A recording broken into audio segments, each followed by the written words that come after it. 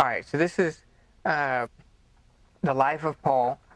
The textbook is one of the ones from that Charles Swindoll series where he does an entire series on individuals. So, so that you just got your reading quiz in week 7. But that one should be no problem. Those kind of books, you just kind of go right through them. They're spaced out nice, and then it's more narrative, so you read those quick. So it's just the 3 discussion boards, like how we've been doing, and then we have just the 1 paper, and so it's going to be a Pauline theology paper. So basically, for that one, you're going to look for 2 major Pauline doctrines, right? So. And I believe I give some examples. Yeah. So just some things that you could potentially write on. You don't have to write on these, but just to kind of stir your thinking. Christ was the second Adam. He writes about that a lot. He writes about justification. You're saved by faith, not by works. Abraham, he writes about that a lot in Galatians and in Romans, about how Abraham received what he received by a promise. And so, and that is still available to us through Christ, right? And that we receive it. And so basically what Paul is doing is using the example of how Abraham received to say that is how we receive now also. Powerlessness of the law to save, any of those kind of things. Paul's a big subject, or his writings are a big subject, so there's a lot of stuff in there, but just if you're going to want to kind of look at 2 doctrines, just stick to 2 so that you've got enough on each one. Give you about 3 pages or so on each one, and then about 5 sources or so. So really what I'm wanting you to do is, because this whole class we're going to be talking about kind of some of Paul's teachings, and I want you to take 2 of them and kind of do some extra study on that, right? So kind of when I think about teaching Paul, the real challenge is like, how are you going to teach the class? Because you can either do like history, which is where he visited, what he did, what was going on in those cities. You can do exegesis, which is studying the words, the sentences, the meanings behind his words. You can study his theology, which is the points he's trying to make, or you could study like application. So I'm only going to do a little bit here because in the New Testament survey class, the majority of that class I spent studying Paul's missionary journeys. So we've kind of gone through Acts and done that. So I'm not going to go through a lot of that. I'm not going to reteach that. I think where I'm going to focus, I'll do this on places where it's important for understanding what he's trying to teach, but I'm going to focus more here and let this class be about what Paul was trying to communicate, not so much where he did it or the events and the adventures of his life, so much as the points that he's trying to deal with in his writing. And so that's going to be the major focus. In Paul's writing, it's similar to the Gospels, but it's different. The Gospels use the Old Testament quite a bit. The Gospels have just as many quotations from the Old Testament as Paul does. But the difference between the way that the Gospels use the Old Testament and the way that Paul... Any thoughts on that? On the difference between how the Gospels use the Old Testament versus how Paul uses the Old Testament? Because there is a difference. And you might not have ever thought about it, but there is a difference in how the Gospels versus Paul. The Gospels, since I didn't see any hands throwing up, the Gospels use the Old Testament to highlight the fact that Jesus was the fulfillment of Scripture, right?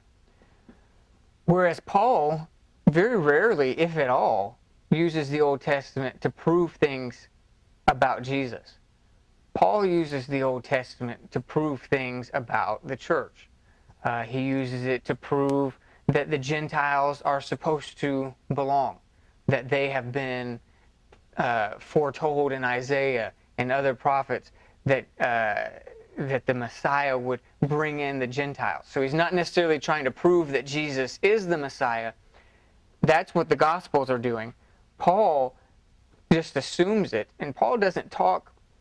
One thing that you'll notice that a lot of people point out is that Paul doesn't really quote Jesus. Have you ever noticed that? Maybe 2 or 3, and that's it. There's only one that seems to be like a direct quote. Is that because he didn't walk with him? It could be. I don't know that we know for sure why. I don't know if it's because his purpose that God has given him in these letters was not the same as what he gave the gospel writers. That Paul is really focusing on the emergence of the Gentile church, and most of his writings are focused towards that. Scholars who are more familiar with what the Jews practice and everything, so I think not as much, more of an expert on that theology instead of the person of Jesus. right. He's definitely a scholar. He comes from Tarsus, right? Remember Saul of Tarsus. Tarsus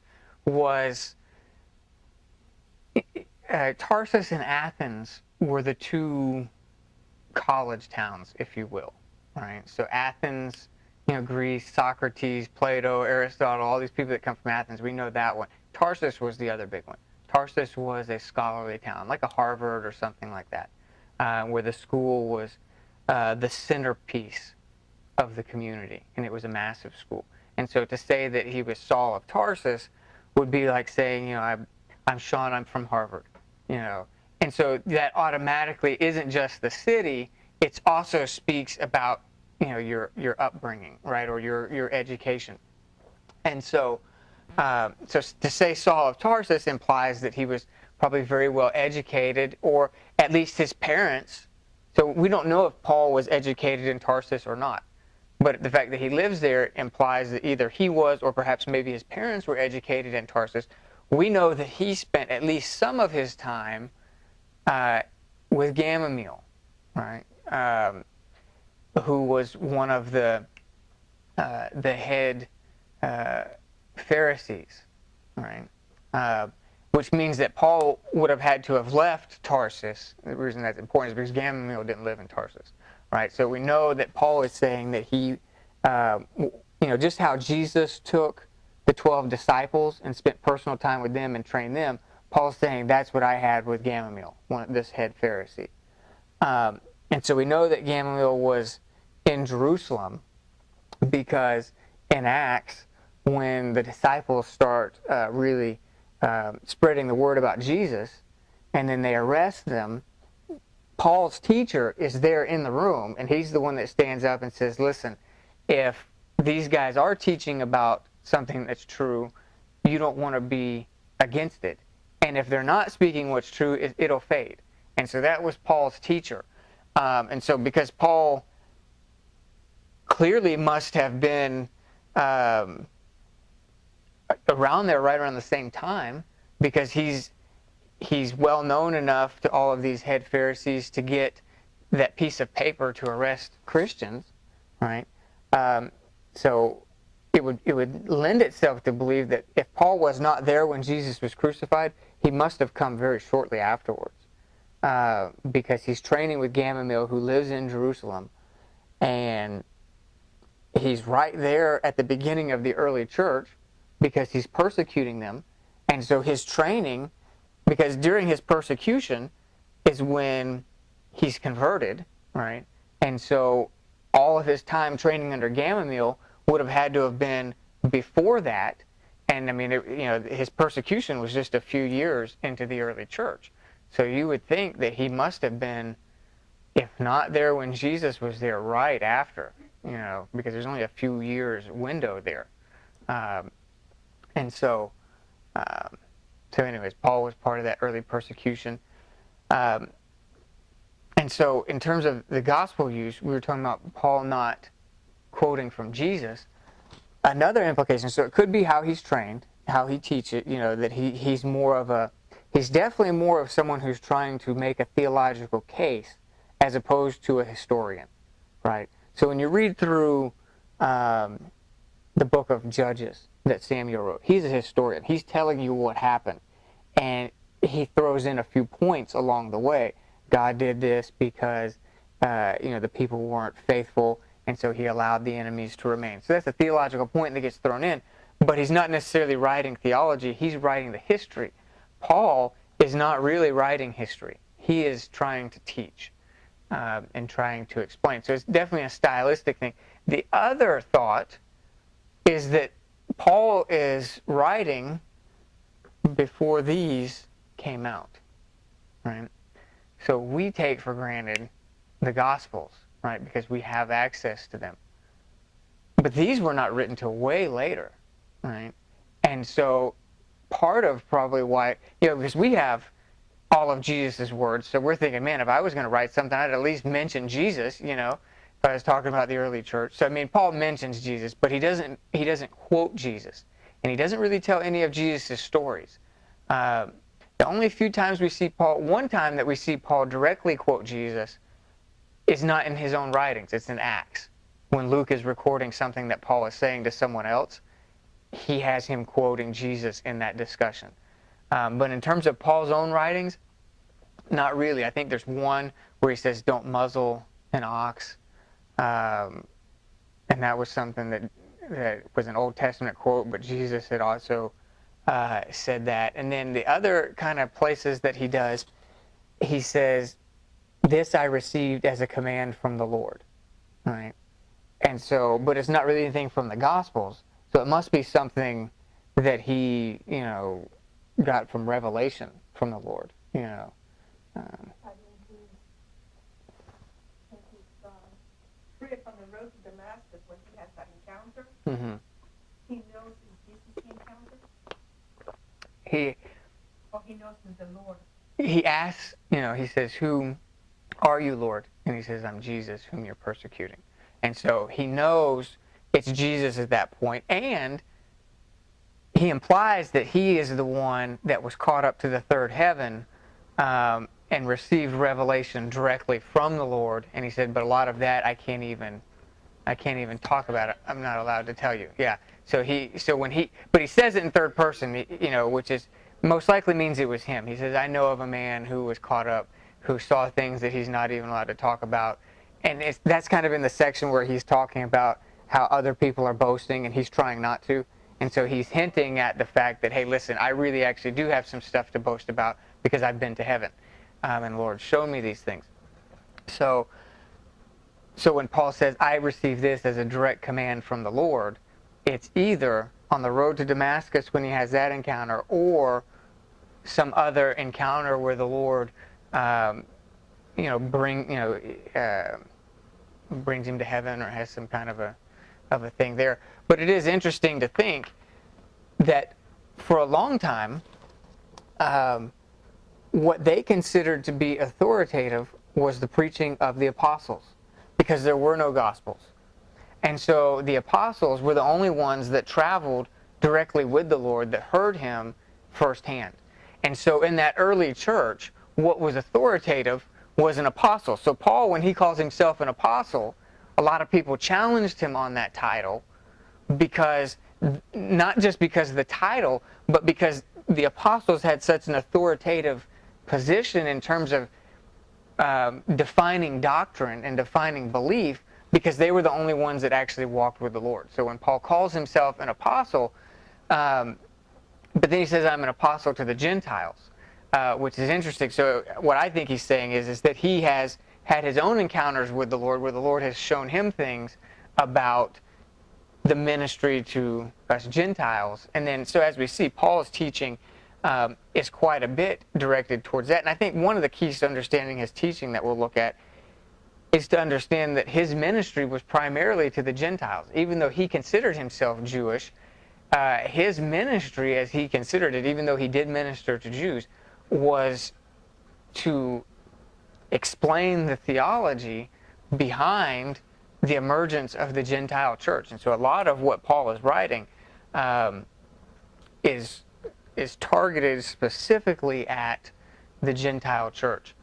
But it is just kind of a neat thought to think that they didn't write these Gospels until much later. And so when Paul is first there, if you remember in Galatians, Paul says that once he got saved, one of the first things he did was then go back to Jerusalem and sit down and have a meeting with the disciples, because they were the only ones that could really teach the doctrine the right way. And so he says that that was one of the first things he did, was go back in and sit down with them and get. Yeah, the early church initially was. I don't know that it says he was the persecutor. Although I don't know. There was some. I don't know how afraid the disciples might have been. I don't know. I mean, Peter seemed to be very emboldened. Yeah. Yeah. Ananias is where, he goes to Ananias' house, and then he stays there in Damascus for a little while. It's Galatians chapter 2. And he stays there in Damascus, and then after he stays in Damascus, then he goes back. And they didn't want to receive him. Even the people in Damascus didn't want to receive him. Let me get it here. It's Galatians chapter 2. I'll start at the end of chapter 1. He says, "Then after 3 years I went up to Jerusalem to visit Cephas and remained with him 15 days. But I saw none of the other apostles except for James, the Lord's brother." So he's saying Peter was the main one that he went and talked with. Let me see. It says, "For you have heard of my former life in Judaism, how I persecuted the church of God violently and tried to destroy it." And then he says, then he was in Arabia for 3 years. Right? And then he goes to Jerusalem again after 14 years. So we have possibly a time period of 17 years, right, from the time that he has his experience. Yeah, of preparation, which fits with, if you remember the sonship class that we talked about, his 14 to 17 years of being in Arabia, being in Damascus.